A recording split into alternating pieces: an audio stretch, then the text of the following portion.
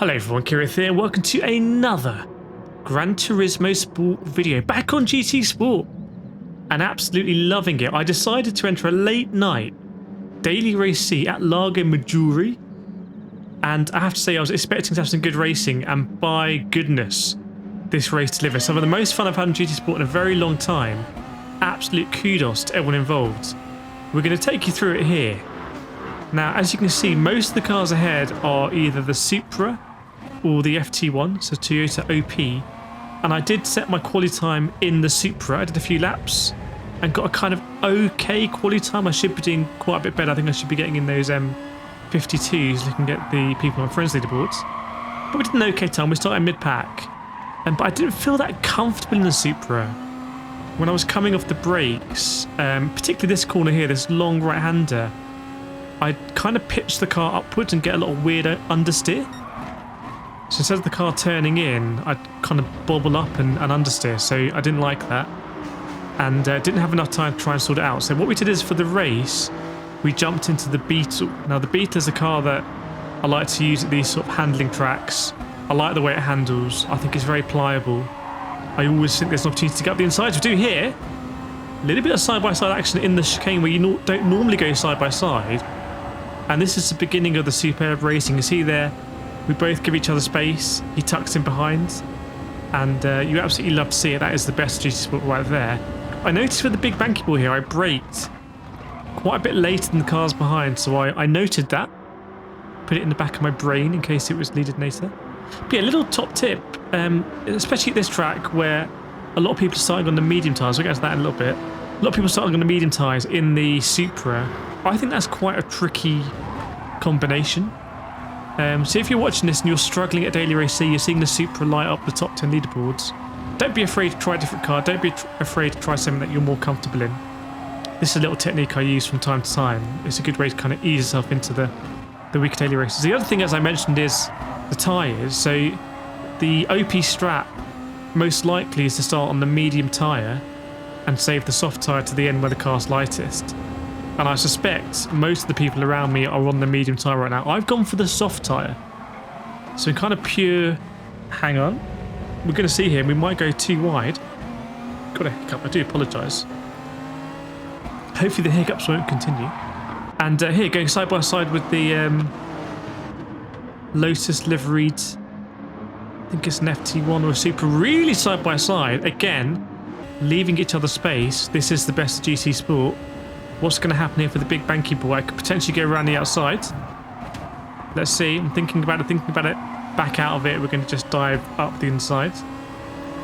There it is, the John Player Special. Superb livery on that Supra. Think about going around the outside there. That is absolutely not going to work. So just kind of tuck in. That does mean we're going to lose position. Or are we going to go side by side again? And again. Oh my word. Am I going to get pushed out here? No, we don't. Enough space left for me. Going to go through this bit. And enough space left for him. Absolutely great stuff. If you're someone who's been into GT Sport before, playing or watching, and you've been put off recently, I hope this race kind of lights a bit of a fire inside you to get back on GT Sport, maybe back into GT Sport. Because for my money, I always say this, but for my money, it is the best value online racing you can get on console, and the most accessible online racing. Good racing for everyone. But yeah, I've decided to start on the soft tyre here. That was a long interjection as we had some racing, rudely, as I was trying to explain my strange tyre choice, as we get quite a bit of swaz there on entry. I must have got in the grass. Not really sure how to save that without losing too much time, but we did. But yeah, I decided to start on a soft tyre so I would have a little bit of an advantage over the cars in front, so I could stick with them and follow their lines, because I've never really been the best at Lago Maggiore. The circuit has just never really clicked for me. I've never been able to kind of link up the corners neatly. It always is a little bit awkward no matter what combo I go in. So again, chosen the soft tyre in a car that I'm comfortable in to kind of stick with these guys and see the lines they're doing. I have to say, so far, it's working out quite well. There is a possibility some guys in this pack could be on the soft tyre, but I seem to have a significant cornering advantage. As we think about going around the outside, they're not quite going to work, so we're going to slot in behind Taz. We're now in P7. You can see from the radar some people may have already pitted at the back. Dive up the inside here because we seem to have that grip advantage.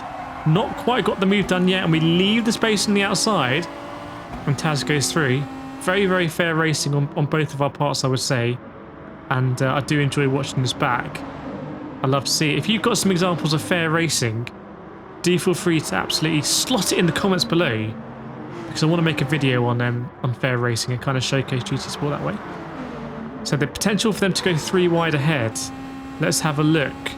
A load of Toyotas out the front. The car in front is multiple Toyotas, and they are going to squabble. Keeping it in third gear that time for the traction, and ooh, just squeezing past the John player, especially there with that before getting taken out. So that's a slight bonus for us. Thinking about going around the outside there, not quite going to work. Looks like Marcus is leading this train. As we do a nice little move there up the inside. I saw Basic Holly do a move on Key 25 there in a content creators race. And I remember at the time thinking that was a really good move. So kind of a homage there. Let's see here. Always my weakest corner, the last corner at Lago Maggiore. Always, always, always. I just cannot visualise it correctly. But opportunity to get a position here. Marcus goes defensive and then swings out wide. We're going to see if we can slot in through Taz. We can't. There's a little bit of lagging. I don't kind of go all the way across and leave a bit of space. And Marcus takes full advantage. Fair enough. I couldn't quite get past him. Think about doing the same here.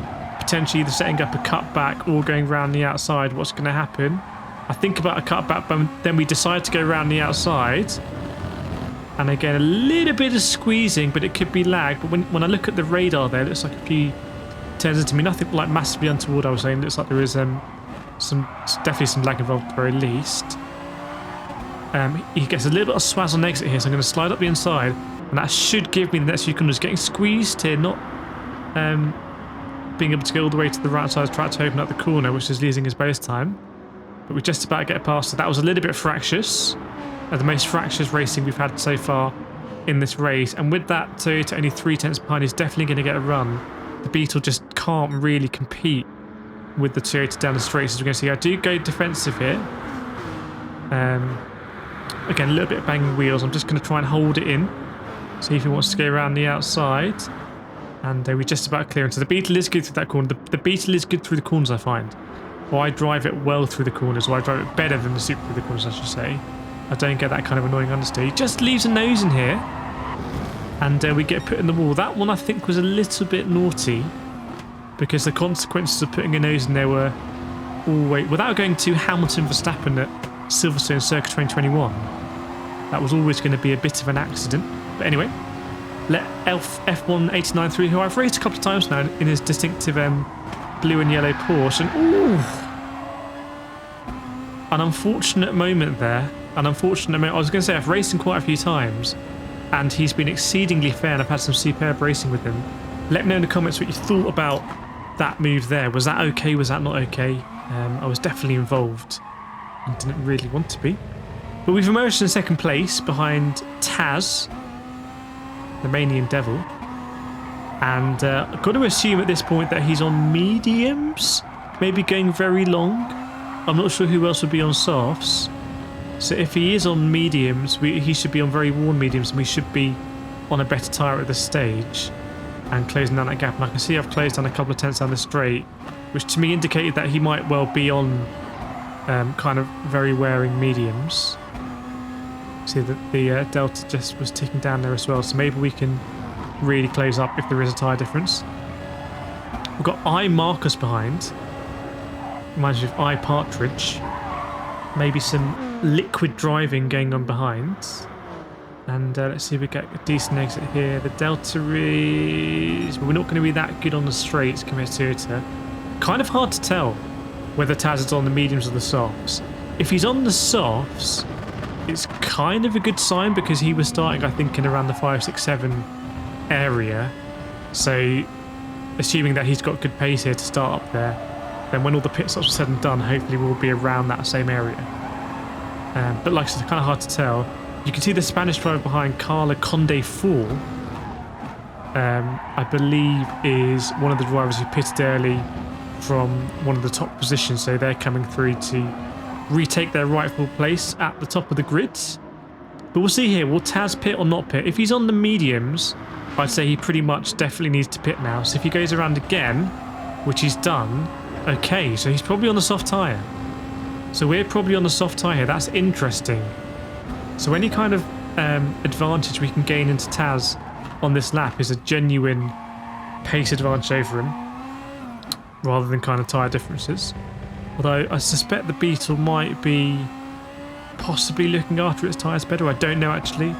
Don't really know. The Beetle is surprisingly thirsty on fuel, which I found out a few times in FIA when I used to drive from VW back in the day. So just want to note. We've taken quite a bit of time out of Taz there. The Beetle is really good from that right-hander we just went through. I find it really does get in, whereas in the Supra, I find it's difficult to get the turn in because I get the weird understeer I've spoken about before. And then on the exit, it's a real pain to put your foot down. The car just slides around and doesn't want to get any sort of traction. Sort of making a mess of these few corners now. That is to be accepted because of the tyres. I've got a decision to make. When am I going to pit? The optimal strategy seems to be to do 3 or 4 on the mediums and the rest on the soft. So we're going to invert that here. So we'll see whether we do 6 or 7 laps on these soft tyres. You can see they're wearing a bit more at the front as we go into Dar's big banky boy, and Taz was just gaining on us, and the Spaniard is getting really, really close now. 3 seconds behind, but a significant pace differential. We do have a World Tour finalist in this race as well, in the name of Mr. Coque Lopez, who was set a fastest lap. That is almost 3 seconds faster than the pace we set on the last lap. So Coque Lopez is on the move. Great to race with the World Tour finalists. Great to race with some of the legends of GT Sport, which is one of the really cool things about getting your driver rating up high in GT Sport. And there's a lot of people in this race who are not A+ ranked either, they're A ranked. And you get to race with Coque Lopez. How cool is that? Right, we're going to assume the lead of the race here. That is confirmation that Taz is on the soft tyre, was on the soft tyre. So we are taking a fake first place here. This is not going to be how it's going to end, how it's going to be at the end of the race, and there's a significant drama. Because the Spaniard is hunting us down, and at the rate they're catching, I would say they're probably going to catch us before the end of this lap. The Spaniard really is way ahead here from the likes of Mauri Popcorn and Coque Lopez. Coque Lopez, I think, doing a no quali, so was starting near the back of the grid. But absolutely fair play to Carla Conde, who seems to be in a league of their own. A driver I don't know too much about, not really on my radar, metaphorically speaking, although literally speaking they will be on my radar very soon because they are almost less than a second behind. We don't get the best exit out there. We have to lift off because we don't quite have the cornering grip that we used to. And the gap behind is now almost in slipstream range. There is a green Super, it seems, of Carla Conde. So we go down now into second gear through the big banky boy, accelerate out, try not to hit the gravel, try not to dip a wheel because it's very easy to spin if you do. And yeah, the game's up in terms of the race for Carla Conde. It's a matter of when, not if. And I suspect the when is going to be at this corner because I would rather make it easy for them and try and follow them if we need to. So at this stage I remember thinking, right, let's kind of see if we can stick roughly with Carla Conde. If we get any slip benefit for part of the lap, it might be worth staying out and doing one more lap, notwithstanding the state of the tyres in the bottom left. But as we went into the last corner here, I remember getting a significant amount of understeer and lack of grip and deciding to bail into the pits here very late. So this is the main where the race will kind of, the cars are shaken up and we see where they're facing come the end of the race because all of the pit stops will have taken place. I'll be the last person to pit, I suspect, in the kind of meaningful positions. Let's see what happens. See the dropping down the grid, but that doesn't necessarily reflect because we get teleported to the end and we end up right slap bang in and amongst 4 other cars. So big battle up here. Trying to hang it around the outside. Don't want to get squeezed off too much. We're going to have to concede that one. Not sure we'll lose another one. It's our friend I. Marcus, who we've had some pretty robust battles with. This time decided to go for the cutback, and I was surprised at how much grip I had. A little bit of banging doors, but he was coming off the track, so that's understandable. I didn't really leave a huge amount of space. And we're going to try here to go up the inside. And I remember at this corner thinking, right, I'm just going to run this one a little bit. I know there's a bit of runoff there, so I'm just going to run it a little bit. Just to send a message. And I don't know if we backed out or there was no room to go into, but we finally dealt with eye markers there. So that was interesting though, to start the lap and think, hang on, looks like I have more grip on these fresh mediums, sorry, than the drivers around me on worn softs. That was interesting. That really gave me something to go after. So we're in P11 right now, but it looks like we're on a pretty good tyre. And the two cars ahead are definitely fighting. There's Taz. And if you remember, Taz pitted a lap earlier than us. So his mediums are going to be more worn than us as well. So possibility to get up to Taz near the end of the race. When we go to the start-finish line, there's going to be 2 laps remaining. And a penalty for driver ahead, which is great news when the drivers ahead are in this kind of rain just after a second. Because a half-second penalties either mean you're going to overtake them or they're going to bridge a slipstream. So whilst we don't want to see other drivers get penalties, objectively speaking, it is good news for us in terms of finishing positions and such like. So going down the start-finish straight once more, a little bit frustrating in the B2 that you seem to lose so much time on the straight. Though I do often get a really bad exit at the last corner, but I feel like the B2's good through these corners. I don't get as much oversteer as doing the Supra. Supra, I think you need very, very, very gentle throttle control. So again, if you're watching this video and you're struggling with the Supra in this Daily Race C, maybe just try a different car. Something like the RCZ is a little bit nicer to handle. You don't get that significant oversteer. GT Sport generally is quite an understeery game, so having a car that oversteers easily is not always a bad thing. It means you can take more aggressive line through corners. Supra is quite aggressive, especially on worn tyres, especially on medium tyres. Right, so another position there because of the penalty. We get past the yellow boy Euro, and we need a really good sequence of corners here to catch up with Moose 2008, and it looks like the Spaniard there in 8th place didn't get the best line, so that might lead up a battle going into the big banky boy. And I'm feeling pretty good in these medium tyres, probably some of the freshest well, they would be the freshest tyres on the race right now, albeit mediums, not the soft variety. And the 2 cars ahead are going to dice into the banky boy, which is good news for us. Just go slightly defensive so the guy behind doesn't get an idea, and they're going side by side, so hopefully the delta is going to start to tick down. I'm really hoping at this stage that the guy behind doesn't go for a move and doesn't force me to go defensive, because I'm feeling good right now on the tyres. So let's see what happens here. Now he's too close, so I'm just going to have to really attack this corner. I think in the end he doesn't really go for it anyway, but he was kind of loitering, so I had to carry a lot of speed in there. I was very happy with my exit here. Got a relatively nice exit compared to the cars ahead. We can see Taz is now battling with someone as well that's really dropping back. So 1 lap to go. My tyres are good. And for once I think I actually got a decent exit off that last corner. So we're in the slip now, and hopefully we're going to close down. There is a infield straight coming up in a few corners. Can we line something up after that? The field looks to be really condensing. You do get a concertina effect here, but I say this is way more than the concertina. This is genuine condensation of the field all the way up to 6th place. Which looks to be, I think that might be Elfie, which is the guy that kind of had that big swaz moment when we were going 3 wide in the last corner. So again, superb drive from him or her to get up there. I don't know if they pitted early or something, but they look to be dropping back now. Trying to scope out a Spanish driver, as it looks like F1, not Elfie, sorry. F1, oh, I get it, very nice, F1. Getting squeezed out there. And looks like there's going to be a big dice at the banky boy, which sounds a bit like a Western movie. We take a much narrower line here, courtesy of the tyres. We do, ooh, really run it wide there, but luckily don't suffer too much.